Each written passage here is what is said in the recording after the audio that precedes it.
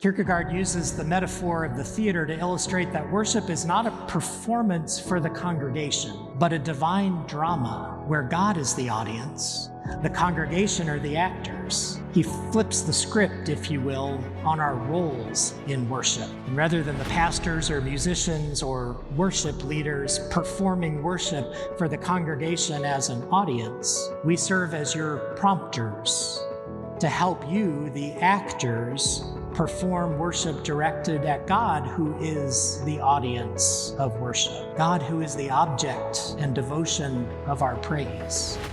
That's the divine worship we're called to maintain. Each week as we engage in the rhythm of God's welcome and grace and love met with our grateful response, each week as we engage in the divine drama of worship, that's when we're being formed to live more faithfully and more fully as disciples of Jesus Christ. During the sermon series, there's been an adult class meeting on Thursday nights where we engage in deeper reflection on each of the 6 great ends of the church. And at the end of our time together, we always ask 2 questions. The first is, how does First Pres live into this great end of the church? The second question is, how do I live into this great end of the church? And that's where I want to conclude the sermon today, with that second question.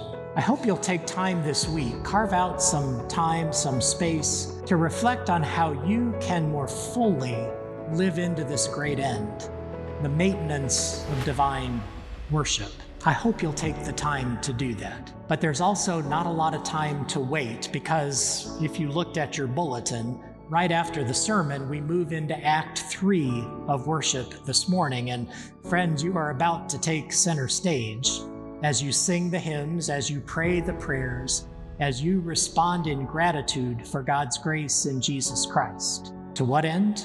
That like Isaiah, like the Colossians, like the church throughout the ages, like the church gathered around the globe today, all of us might be embraced and inspired and transformed by the grace of God. So friends, action.